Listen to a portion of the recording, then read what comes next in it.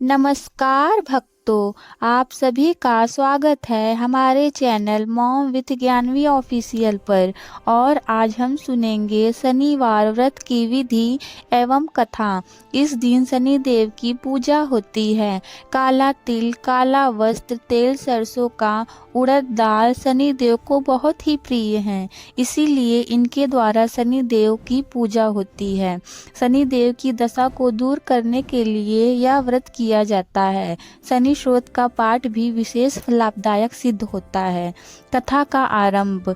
एक समय सूर्य, चंद्रमा, मंगल, बुध, बृहस्पति, शुक्र, शनि, राहु और केतु इन ग्रहों में आपस में झगड़ा हो गया कि हम सब में सबसे बड़ा कौन है।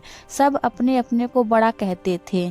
जब आपस में कोई निश्चय न हो सका तो सब के सब आपस में झगड़ते हुए इंद्रदेव के पास गए और कहने लगे कि आप सब देवताओं के राजा हैं, इसीलिए हमारा न्याय करके बतलाओ कि हम 9 ग्रहों में सबसे बड़ा कौन है। राजा इंद्रदेव इनका प्रश्न सुनकर घबरा गए और कहने लगे कि मुझे यह सामर्थ्य नहीं है जो किसी को बड़ा या छोटा बतलाऊं। मैं अपने मुख से कुछ नहीं कह सकता। हाँ, एक उपाय हो सकता है। इस समय पृथ्वी पर राजा विक्रमादित्य दूसरों के दुख का निवारण करने वाला है, इसीलिए तुम सब मिलकर उन्हीं के पास जाओ, वहीं तुम्हारे दुखों का निवारण करेंगे। ऐसा वचन सुनकर सभी ग्रह देवता चलकर भूलोक में राजा विक्रमादित्य की सभा में जाकर उपस्थित हुए और अपना प्रश्न राजा के सामने रखा। राजा उनकी बात सुनकर बड़ी चिंता में पड़ गए कि मैं अपने मुख से किसको बड़ा और किसको छोटा बतलाऊं। जिसको छोटा बतलाऊंगा वही क्रोध करेगा। परंतु उनका झगड़ा निपटाने के लिए एक उपाय सोचा कि सोना, चांदी, कांसा, पीतल, सीसा, रांगा, जस्ता, अम्बरक और लोहा 9 धातुओं के 9 आसन बनवाएं। अब आसनों को क्रम से जैसे सोना सबसे पहले और लोहा सबसे पीछे बिछाए गए। इसके पश्चात राजा ने सब ग्रहों से कहा कि आप सब अपने अपने सिंहासनों पर बैठिए।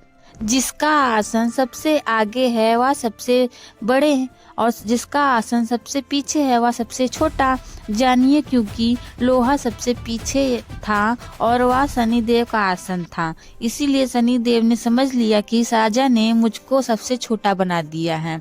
इस पर शनि को बड़ा क्रोध आया और कहा कि राजा, तू मेरे पराक्रम को नहीं जानता। सूर्य एक राशि पर, एक चंद्रमा 2.25 महीना दिन, मंगल 1.5 महीना, बृहस्पति 13 महीने, बुध और शुक्र 1 महीने, परंतु मैं एक राशि पर 2.5 अथवा साल तक रहता हूँ। बड़े बड़े देवताओं को भी मैंने भीषण दुख दिया है। राजन सुनो, राम जी को 7.5 आई और वनवास हो गया और रावण पर आई तो राम जी ने लक्ष्मण की सेना लेकर लंका पर चढ़ाई कर दी, रावण के कुल का नाश कर दिया। हे राजा, अब तुम सावधान रहना। राजा कहने लगा, जो कुछ भाग्य में होगा देखा जाएगा। उसके बाद अन्य ग्रहों तो प्रसन्नता के साथ चले गए, परंतु शनिदेव बड़े क्रोध के साथ वहां से सिधारे। कुछ काल व्यतीत हो जाने पर जब राजा को 7.5 की दशा आई तो शनिदेव घोड़ों के सौदागर बनकर अनेक सुंदर घोड़ों के सहित राजा की राजधानी में आए। जब राजा ने सौदागर के आने की खबर सुनी तो अश्वपाल को अच्छे अच्छे घोड़े खरीदने की आज्ञा दी। अश्वपाल ऐसी अच्छी नस्ल के घोड़े देखकर और उनका मूल्य सुनकर चकित हो गया और तुरंत ही राजा को खबर दी। राजा उन घोड़ों को देखकर एक अच्छा से घोड़ा चुनकर सवारी के लिए चढ़ा। राजा घोड़े की पीठ पर चढ़ते ही घोड़ा जोर से भागा। घोड़ा बहुत दूर एक बड़े जंगल में जाकर राजा को छोड़कर अर्थधन हो गया। इसके बाद राजा अकेला जंगल में भटकता रहा। बहुत देर के पश्चात राजा ने भूख और प्यास से दुखी होकर भटकते भटकते देखते एक ग्वाले को देखा। ग्वाले ने राजा को प्यास से व्याकुल देखकर पानी पिलाया। राजा की उंगली में एक अंगूठी थी, उसे निकालकर प्रसन्नता के साथ ग्वाले को दे दिया और शहर की ओर चल पड़ा। राजा शहर में पहुंचकर एक सेठ की दुकान पर जाकर बैठ गया और अपने आप को उज्जैन का रहने वाला तथा अपना नाम वीका बतलाया। सेठ ने उसको कुलीन मनुष्य समझकर जल आदि पिलाया।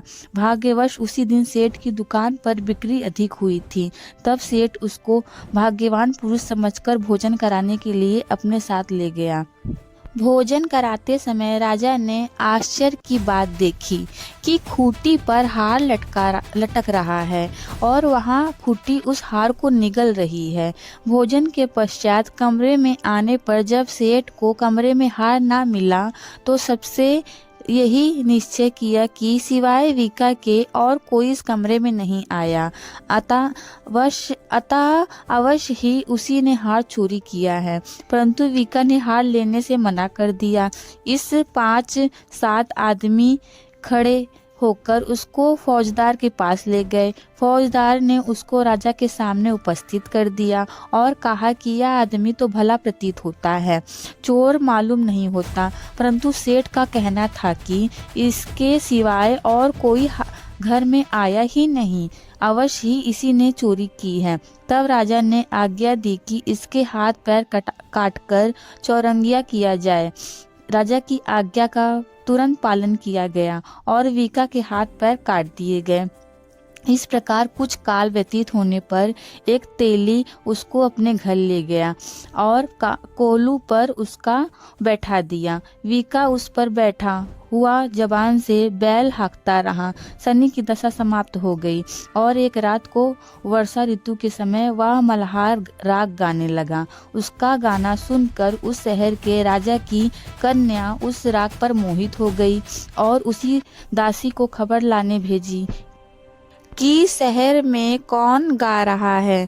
दासी सारे शहर में फिरती फिरती क्या देखती है कि तेली के घर में चौरंगिया राग गा रहा है। दासी ने महल में आकर राजकुमारी को सब वृतांत सुना दिया। अब बस उसी क्षण राजकुमारी ने अपने मन में यह प्रण कर लिया कि चाहे कुछ हो, मैंने इसी चौरंगिया के साथ विवाह करना है। प्रातः काल होते ही जब दासी ने राजकुमारी को जगाना चाहा तो राजकुमारी अनशन व्रत लेकर पड़ी रही। तब दासी ने रानी के पास आकर राजकुमारी के ना उठने का वृतांत कहा। रानी ने तुरंत ही वहां आकर राजकुमारी को जगाया और उसके दुख का कारण पूछा तो राजकुमारी ने कहा कि माता जी, मैंने यह प्रण कर लिया है कि तेली के घर में जो चौरंगिया है उसी के साथ विवाह करूंगी। माता ने कहा, पगली, यह क्या बात कह रही है? तुझको किसी देश के राजा के साथ परायण जाएगा। कन्या कहने लगी कि माता जी, मैं अपना प्रण कभी नहीं तोड़ूंगी। माता ने चकित होकर यह बात राजा को बताई। तब महाराजा ने भी आकर यह समझाया कि मैं अभी देश देशांतर में अपने दूत भेजकर सुयोग रूपवान एवं बड़े गुणी राजकुमार के साथ तुम्हारा विवाह कराऊंगा। ऐसी बात तुमको कभी नहीं विचारनी चाहिए। कन्या ने कहा, पिताजी, मैं अपने प्रण त्याग नहीं सकती, परंतु दूसरे से विवाह नहीं करूंगी। इतना सुनकर राजा ने क्रोध से कहा, यदि तेरे भाग्य में ऐसा ही लिखा है तो जैसी तेरी इच्छा हो वैसा ही कर। राजा ने तेली को बुलाकर कहा कि तेरे घर में जो चौरंगिया है उसके साथ मैं अपनी कन्या का विवाह करना चाहता हूँ। तेली ने कहा कि यह कैसे हो सकता है? कहा, आप हमारे राजा और कहा मैं एक नीच दे दी। परंतु राजा ने कहा कि भाग्य लिखे जो कोई नहीं टाल सकता, अपने घर जाकर विवाह की तैयारी करो। राजा ने उसी समय तोरण और बदनवार लगाकर अपनी राजकुमारी का विवाह चौरंगिया विक्रमादित्य के साथ करा दिया। रात्रि को जब विक्रमादित्य और राजकुमारी महल में सोए तो आधी रात के समय शनिदेव ने विक्रमादित्य को स्वप्न दिया कि राजा कहो, मुझको छोटा बतलाकर तुमने कितना दुख उठाया। राजा ने क्षमा मांगी। शनिदेव ने प्रसन्न होकर विक्रमादित्य को हाथ और पैर दिए। तब राजा ने कहा, महाराज मेरी प्रार्थना स्वीकार करें कि जैसा दुख आपने मुझको दिया है ऐसा और किसी को ना दे। शनिदेव ने कहा कि तुम्हारी प्रार्थना स्वीकार है। जो मनुष्य मेरी कथा सुनेगा या कहेगा उसको मेरी दशा से भी कभी किसी प्रकार का दुख नहीं होगा, और जो नित्य ही मेरा ध्यान करेगा या चींटियों को आटा डालेगा उसके सब मनोरथ पूर्ण होंगे। इतना कहकर शनिदेव अपने धाम को चले गए। राजकुमारी की आँख खुली और उसने राजा के हाथ पांव देखा तो आश्चर्य को प्राप्त हुई। उसको देखकर राजा ने अपना समस्त हाल कहा कि मैं उज्जैन का राजा विक्रमादित्य हूँ। यह सुनकर राजकुमारी अत्यंत प्रसन्न हुई। प्रातःकाल राजकुमारी से उसकी सखियों ने पूछा तो उसने अपने पति का समस्त वृत्तांत कह सुनाया। तब सबने प्रसन्नता प्रकट की और कहा कि ईश्वर ने आपकी मनोकामना पूर्ण कर दी। जब उस सेठ ने यह सुना तो वह विक्रमादित्य के पास आया और राजा विक्रमादित्य के पैरों पर गिरकर क्षमा मांगने लगा कि मैंने आप पर चोरी का झूठा दोष लगाया, अतः आप मुझको जो चाहे दंड दे। राजा ने कहा, मुझ पर शनिदेव का कोप था, इसी कारण यह सब दुख मुझको प्राप्त हुआ। इससे तुम्हारा कोई दोष नहीं, तुम अपने घर जाकर अपना कार्य करो। सेठ बोला कि मुझे तभी शांति होगी जब आप मेरे घर चलकर प्रेम पूर्वक भोजन करेंगे। राजा ने कहा, जैसी आपकी इच्छा हो वैसा ही करें। सेठ ने अपने घर जाकर अनेक प्रकार के सुंदर भोजन बनवाए और राजा विक्रमादित्य को प्रतिभोज दिया। जिस समय राजा भोजन कर रहा था तब एक अत्यंत आश्चर्य की बात सबको दिखाई दी। जो खूंटी पर पहले हार निगल गई थी वह अब हार उगल रही है।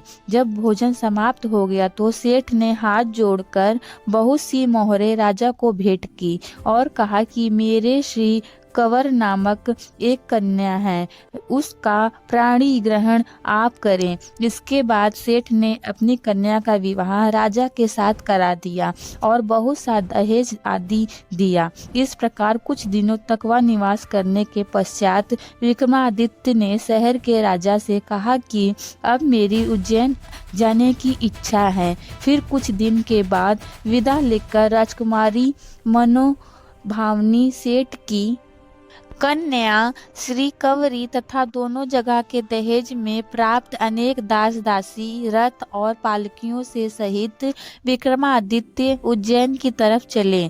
जब शहर के निकट पहुँचे और प्रवासियों ने राजा के आने का स्वान सुना तो समस्त उज्जैन की प्रजा आगवानी के लिए गई। तब बड़ी प्रसन्नता से राजा अपने महल में पधारे। सारे शहर में बड़ा भारी महोत्सव बनाया गया और रात्रि को दीपमाला की गई। दूसरे दिन राजा ने शहर में यह सूचना कराई कि शनि देवता सभी ग्रहों में सर्वोपरि हैं। मैंने उनको छोटा बतलाया, इसी से मुझको यह दुख प्राप्त हुआ। इस कारण सारे शहर में सदा शनि देव की पूजा की कथा होने लगी। राजा और प्रजा अनेक प्रकार के सुख भोग कर मोक्ष को प्राप्त हुए। जो कोई शनि देव की इस कथा को पढ़ता या सुनता है, शनि देव की कृपा से सब दुख दूर होते हैं। शनिवार की कथा को व्रत के दिन अवश्य पढ़ना चाहिए। हे न्याय के देवता श्री शनि देव महाराज, आप सभी भक्तों पर अपनी कृपा दृष्टि बनाए रखें। हमारे जीवन के दुख कष्ट बाधाएं और संकट दूर करें तथा हमें सत्य और धर्म के मार्ग पर चलने की शक्ति दें। जो भी श्रद्धा और भक्ति से इस कथा को सुनता या पढ़ता है उसके जीवन में सुख समृद्धि शांति और सफलता का वास हो। इस मंगल कामना के साथ शनि देव की कथा यहीं पूर्ण होती है। तो भक्तों, अगर आपको मेरी यह कथा पसंद आई हो तो वीडियो को लाइक करें, चैनल को सब्सक्राइब करें और कमेंट में लिखना ना भूलें। जय श्री शनि देव महाराज की। शनि देव आप सब पर अपनी कृपा सदैव बनाए रखें। धन्यवाद दोस्तों।